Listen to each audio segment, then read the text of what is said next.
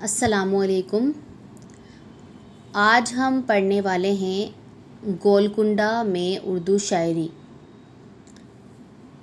گولکنڈہ یا بیجاپور، اس دور کے اندر کون کون سے شاعر ایسے گزرے ہیں جنہوں نے اپنی شاعری کے ذریعے اردو ادب کے سرمایے میں اضافہ کیا ہے، آج ہم اس چیز کو جاننے والے ہیں، کیونکہ اس دور کے اندر ایسے بہت سے شاعر گزرے ہیں جن کا نام تب سے لے کے اب تک اور آنے والے زمانے میں بھی یاد کیا جاتا رہے گا۔ خاص طور سے یہ ٹاپک جہاں تک میں سمجھتی ہوں نیٹ، سیٹ، RPSC پیپرز کے لیے بہت زیادہ امپورٹنٹ ہے، کیونکہ اس ٹاپک میں سے بہت سارے کویشچن ایسے ہیں، بہت سارے سوالات ایسے ہیں جو سیدھے طور پر ہمیں پیپر میں دیکھنے کے لیے ملتے ہیں۔ تو چلے آئے سٹارٹ کریں۔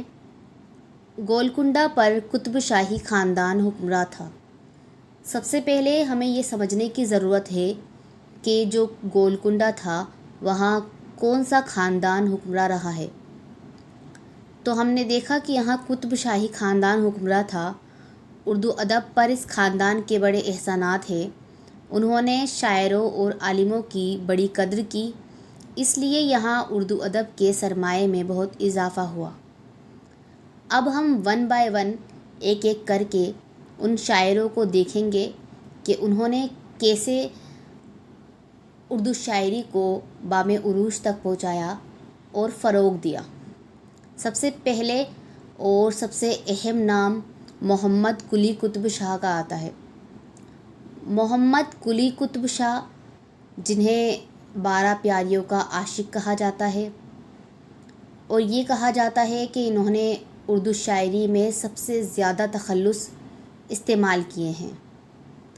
محمد قلی قطب شاہ شاہی خاندان کا سب سے مقبول بادشاہ اور اس عہد کا بہت بڑا شاعر گزرا ہے۔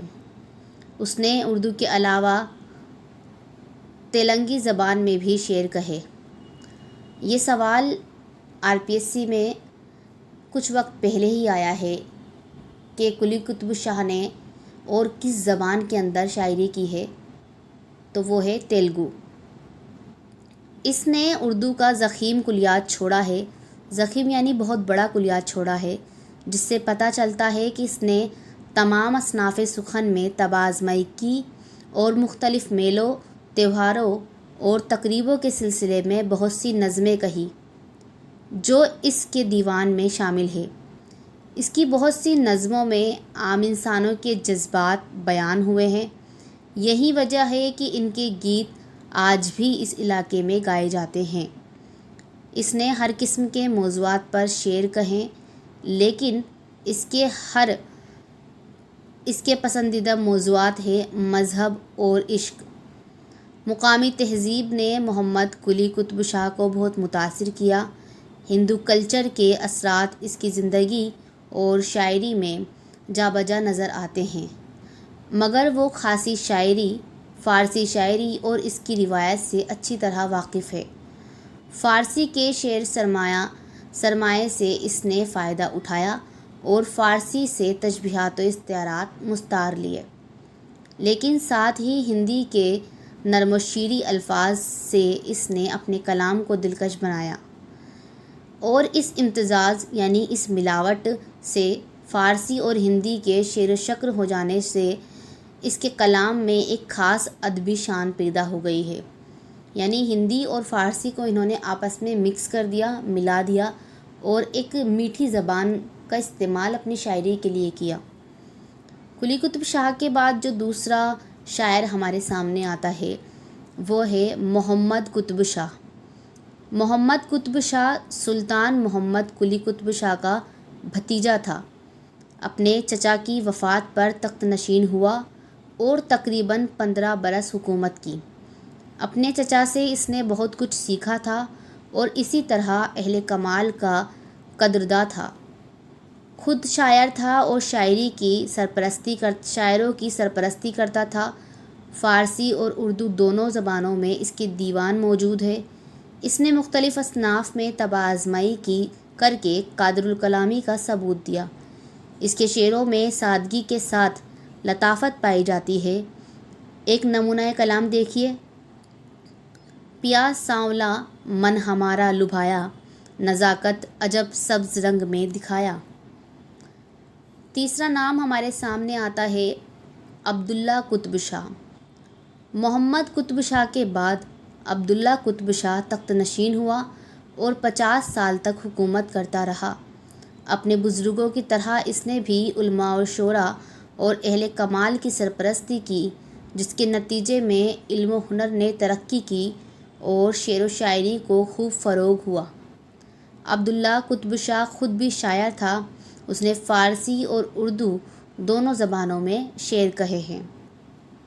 پہلا تھا قلی قطب شاہ، دوسرا تھا محمد قطب شاہ، تیسرا تھا عبداللہ قطب شاہ اور چوتھا نام اب ہمارے سامنے ہے وجہی کا۔ وجہی کا پورا نام آپ کو پتہ ہونا چاہیے: ملا اسد اللہ وجہی۔ ملا اسد اللہ وجہی قطب شاہی دور کا سب سے بڑا شاعر اور نثر نگار گزرا ہے۔ ابراہیم قطب شاہ کے زمانے میں اس کی ولادت ہوئی۔ محمد قلی قطب شاہ کے زمانے میں وہ ملک الشعراء کے اعزاز سے نوازا گیا۔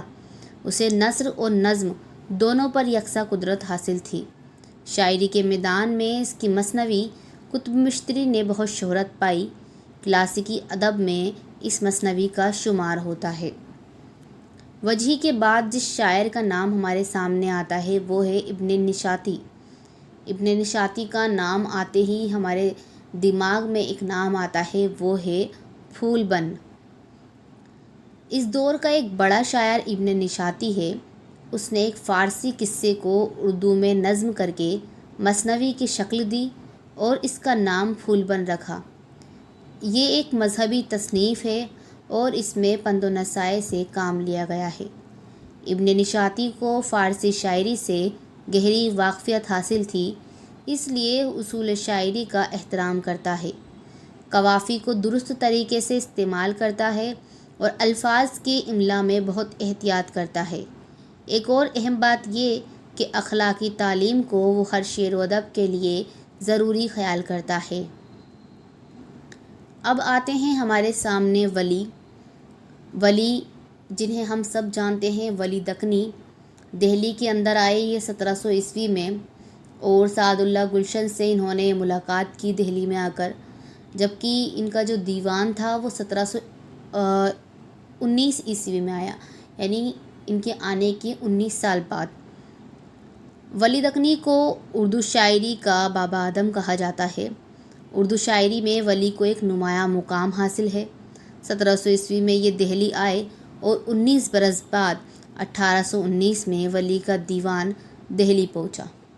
اس طرح ہم دیکھتے ہیں کہ بیجاپور اور گولکنڈہ کے اندر کیسے شاعری فروغ کرتی رہی اور کن کن شاعروں نے اس میں اپنا حصہ ادا کیا۔ اس کے علاوہ اگر آپ چاہتے ہیں نیٹ کی تیاری کرنا یا JRF کرنا چاہتے ہیں، سیٹ کرنا چاہتے ہیں، تو آپ جو بھی ٹاپک پڑھنا چاہتے ہیں مجھے کمنٹ کریں۔ شکریہ۔